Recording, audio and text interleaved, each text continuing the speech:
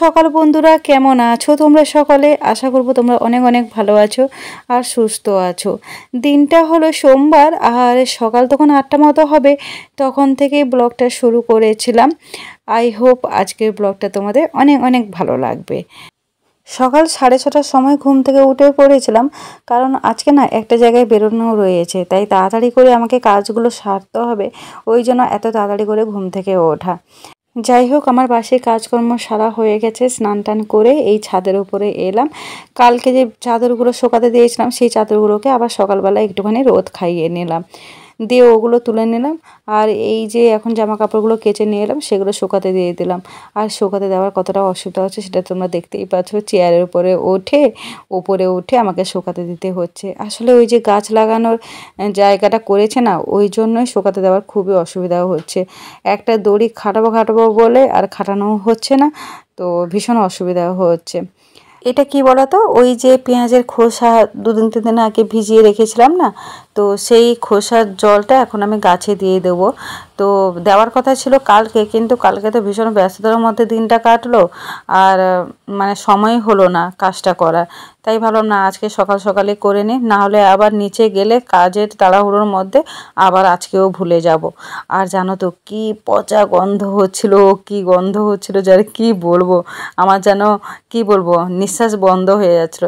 এরকমটা যে গন্ধ করে সেটা আমার ধারণা ছিল না। এই প্রথমবার গাছে পেঁয়াজের খোসার জলটা দিলাম। তো যাই হোক, সব গাছে দিয়ে দিলাম, মানে নিচে দোতলার উপর যেসব গাছগুলো ছিল সেই গাছগুলোতে দিলাম, ছাদের উপরে আর গাছগুলোতে দিতে পারিনি। দেখি একবার দিতে হবে ছাদের উপর গাছগুলোতে। তো যাই হোক, নিচে নেমে এসে এখন টিফিন করে নিচ্ছি তোমাদের দাদাভাইয়ের জন্য। আজকে আর ওকে ভাত দিচ্ছি না, আজকে ওকে রুটি দেবো। তাই ঢেঁড়স আলুর তরকারিটা করে নিচ্ছি, একটু বেশি করেই করে নিচ্ছি, কারণ দুপুরবেলাও আমাদের হয়ে যায়। সকালবেলা তোমাদের দাদাভাইয়ের জন্য যে তরকারিটা আমি বানাই, ওই তরকারিটা আমি একটু বেশি করে করে নিই, দিলে দুপুরবেলা আর আলাদা করে এক্সট্রা তরকারি করতে হয় না। হ্যাঁ, যেটা প্রয়োজন সেটা তো করতে হবে, যেমন ধরো মাছ বা ডিম, ডাল, চাটনি এগুলো তো হবেই, কিন্তু আলাদা যে আর কোনো তরকারিটা সেটাও করতে হয় না। এটাও একটা পদ হয়ে যায় আর কি। এতে কি হয় বলো তো, পরিশ্রমটাও বাঁচে আর সময়টাও বাঁচে। বুদ্ধি করে কাজ করলে অনেক কিছুই করা যায়। তারপরে অফ ক্যামেরায় আমি রুটিগুলো করে নিয়েছিলাম, এখন তোমাদের দাদাভাইয়ের টিফিনটাও গুটিয়ে দিলাম। আর 2খানা মিষ্টি ছিল, সেটাও দিয়ে দিলাম। রুটির সাথে একটু মিষ্টি হলে কিন্তু জমে যায়, তাই না বলো? তারপরে তোমাদের দাদাভাই অফিসে বেরোলো, আর এদিকে মেয়েকেও খাইয়ে দাইয়ে আমি এবারে ঘরের মধ্যে ঢুকলাম। ঘরটা পরিষ্কার করব, গোটাবো। আর হ্যাঁ, যেটা বলেছিলাম, আজকে তোমাদের দাদাভাই একটু তাড়াতাড়ি অফিস থেকে চলে আসবে। 3টে 3:30 দিকে বললো চলে আসবে। ওই জন্য টিফিনটা দিতে না বলেছিল, বা না দিলেও হতো, বাট আমি দিয়ে দিলাম। আমি বললাম যে তুমি 12টার দিকে নাহলে খেয়ে নেবে, ওই জন্য দেওয়া। তো তোমাদের দাদা ভাইয়ের চলে আসার কারণ হলো, আজকে তোমাদের দাদা ভাইয়ের খেলা রয়েছে। তোমাদেরকে তো কালকে বলেছিলাম না যে রবিবার দিন তোমাদের দাদা ভাইয়ের খেলা রয়েছে, আমিও যাব খেলা দেখতে। কিন্তু তারপরে আমার শরীরটা এতটাই খারাপ হয়ে গেছিলো যে কি বলবো, প্রচণ্ড মাথা যন্ত্রণা করছিল। স্যারিডোনারও সব খেয়েছিলাম, তবুও মাথা যন্ত্রণা সেরে উঠেছিল না। তাই জন্য আমি যেতে পারিনি, খুব অসুস্থ হয়ে পড়েছিলাম, এমনকি খেতে পর্যন্ত পারিনি দুপুরবেলা ঠিক মতো। তো যাই হোক, সেই জন্য আমার যাওয়া হলো না।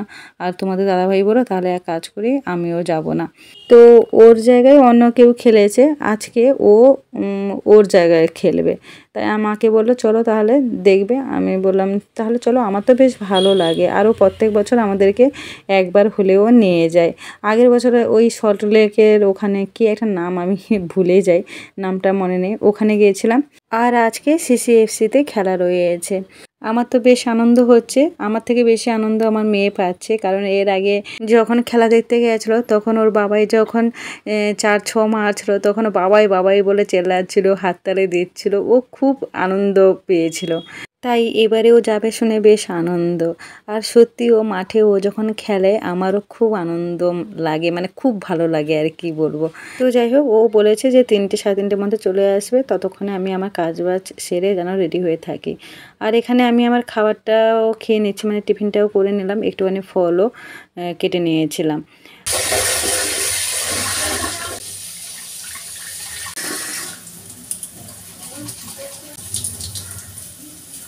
ভাতটা বসিয়ে দিলাম আর এদিকে ঘটিতে করে ডালও দিয়ে দিলাম।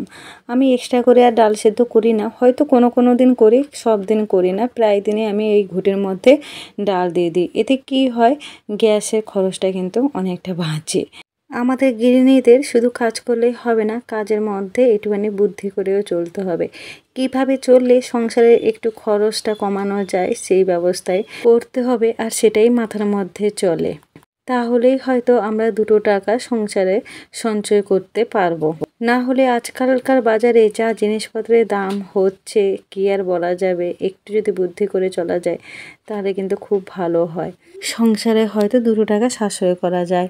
আর বন্ধুরা, আমাদের এই নিচে সিঁড়ি ঘরে তো টাইলস বসানো ছিল না, নেট সিমেন্ট করা ছিল, তো টাইলস বসিয়ে দেওয়া হয়েছে।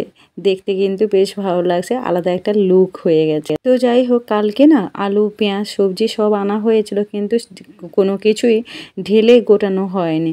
তাই এখন আলু আর পেঁয়াজগুলো যে যা জায়গা মতো করে ঢেলে নিলাম, আর সবজিগুলো আমি ফ্রিজে গুটিয়ে রেখে দিলাম। কাঁচা লঙ্কাগুলো বোটা ছাড়ানোর খুব ইচ্ছে ছিল, তারপর দেখলাম না সময় হবে না, আজকে আর বোটা ছাড়াচ্ছি না, সেইভাবে রেখে দিচ্ছি। পরে কোনো এক সময় বার করে বোটাগুলোকে ছাড়িয়ে ডিবের মধ্যে ভরে রেখে দেবো। আর একটুখানি ফ্রিজটাও মুছে নিলাম। তারপরে এদিকে দেখো আমার ভাতও হয়ে গেল আর ডালও হয়ে গেল। তো ডালটা এখন ঢেলে নিচ্ছি। তো ভেবেছিলাম আজকে এমনি পেঁয়াজ দিয়ে টমেটো দিয়ে ডাল করব, কিন্তু বাবা আবার বলছে যে আমি টক ডাল খাবো। তো আমরা ঠিক আছে, তাই আবার টক ডাল করে নিয়েছি। আর বেশি কিছু করব না, আমাদের জন্য একটুখানি মাছের তেল ছিল, তেল চচ্চড়ি করে নিয়েছি। সেটা শুধু আমি আর যা খাবো, বাবা বা অন্যান্যরা কেউ খাবে না। আর ভাবছি কিছু করব না, একটুখানি ডিম ভাজা করব, তবে সেটা এখন করব না, যখন খাবো তখন গরম গরম ভেজে নেব।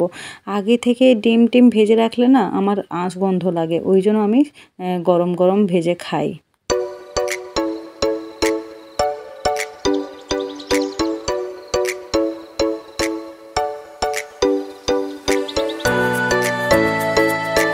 রান্নাবান্না হয়ে গেল, আমি ওদিকে গ্যাস আরও মুছে এখন বাসন কটাও মেজে নিচ্ছি। আর এখন টাইম ওই কটা হবে, 12টা মতো হয়তো হবে।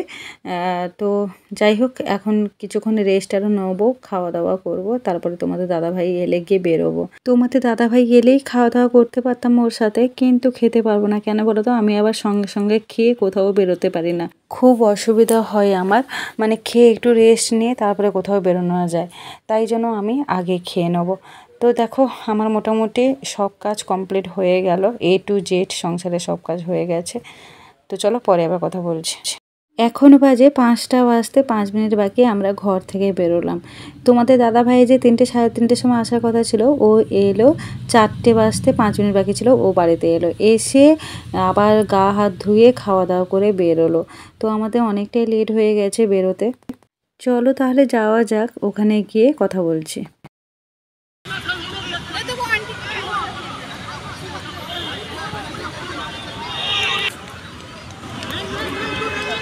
যা বাবা, কি হয়ে গেল, যেটা দেখতে এলাম করতে এলাম সেটাই হলো না। কি হলো বলো তো, তোমাদের দাদা ভাইয়ের 5:30টার সময় খেলা ছিল, আর আমরা মাঠে পৌঁছেছি 5টা 40-এ। ওই জন্য তোমাদের দাদা ভাই নাম দিতে পারেনি, কারণ 5টা 15-তে ওদের নমিনিতে নাম দিতে হয়। আর তোমাদের দাদা ভাই তো দেরি করে গেছে, তাই জন্য ওর নাম আর লেখা হয়নি, ওই জন্য ও আর খেলতে পেলো না। ভীষণ খারাপ লাগছিলো আমার, আর ওরও খারাপ লাগছিলো নিশ্চয়ই। কী অবস্থা ভাবো তো, বেচারা খেলার জন্য এলো আর খেলতেই পেলো না, আর আমিও দেখতে পেলাম না ওর খেলা। মেয়ে তো শুধু বারে বারে বলছে বাবাই কখন খেলবে কখন খেলবে, কিন্তু ওর খেলাটা দেখতেই পেলাম না। আমার ভীষণ কষ্ট হচ্ছিলো, ভীষণ খারাপ লাগছিলো। তবু আর কি করা যাবে, কিছু করার নেই, মিস্টেক হয়ে গেল আজকেও। তো আবার পরে খেলবে, ও বলছে ঠিক আছে কোনো ব্যাপার নয়, চলো আবার তো এখন তো রোজই খেলা আছে, কোনো অসুবিধা নেই। তবে কি বলতো, ওর না খেলার জন্য কিছুটা হলেও আমরা দায়ী। ও আমাদেরকে খেলা দেখানোর জন্য আমাদেরকে বাড়িতে নিতে এলো, ও যার জন্য ওর সময়টা চলে গেল। ও যদি অফিস থেকে বেরিয়ে সোজা খেলতে চলে যেত তাহলে ও খেলতে পেতো, শুধু আমাদেরকে বাড়িতে গিয়ে আবার নিয়ে আসার জন্য ও দেরি হয়ে গেল, আর ওর জন্য ও খেলতে পেলো না। আমার নিজেকেও ভীষণ খারাপ লাগছিলো যে আমার জন্য ও খেলতে পেলো না। তো যাই হোক ওখানে আমরা 1.5 ঘন্টা মতো ছিলাম। 1 ঘন্টা তো খেলা দেখেছিলাম, তারপরে আধ ঘন্টা এদিক ওদিক করে কেটে গেছিলো ওখানে বসে কোল্ড ড্রিঙ্কস চিপস আরও খাওয়া হলো।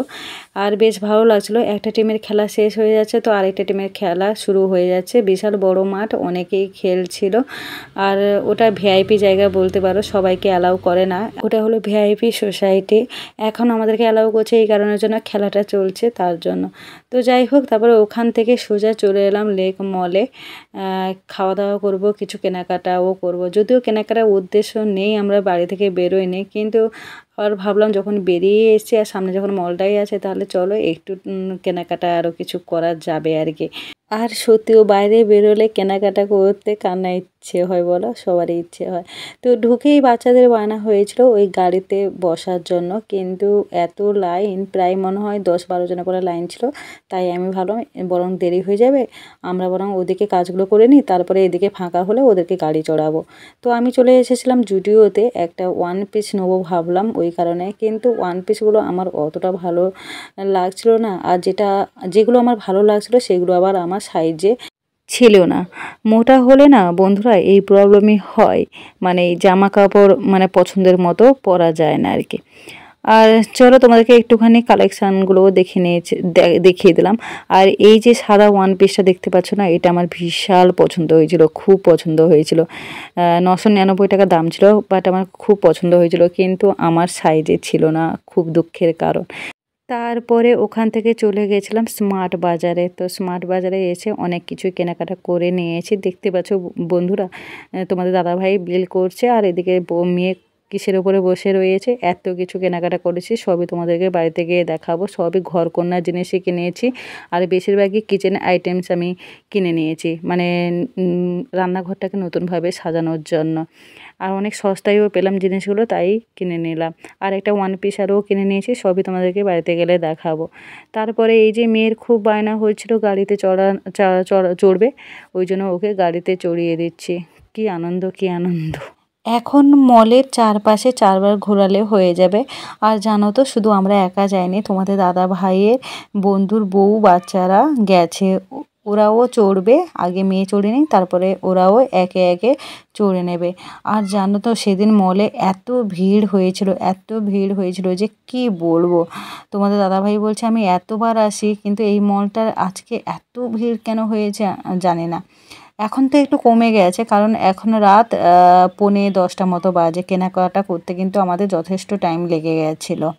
তারপরে আমরা খাওয়া দাওয়া করতে চলে এসেছিলাম, তখনও পর্যন্ত মানে জায়গায় পাচ্ছিলাম না খেতে বসার। কোনো রকম দুজন উঠলো বলে আমরা বসার মতো জায়গায় পেলাম। চেয়ার আরও ছিল না, তবুও অন্যান্য জায়গা থেকে চেয়ার আরও নিয়ে খেতে বসলাম। দেখতে পাচ্ছ টেবিলটা অনেকটাই ছোটো, মানে বসার হচ্ছে না 7 জনের। আর আমরা প্রথমে নিয়ে নিয়েছিলাম তোমার KFC চিকেন, কোল্ড ড্রিঙ্কস, তারপরে নিলাম সুইজারল্যান্ড মোমো আর চাউ। এই 15 দিনের মধ্যে অনেকবারই আমার KFC চিকেন খাওয়া হয়ে গেল। এইভাবে খেলে আর কোনো দিনও রোগা হতে হবে না। অনেকটা বেশি খাওয়া দাওয়া হয়ে গেল। তো এখন বাজে 10:40 মতো।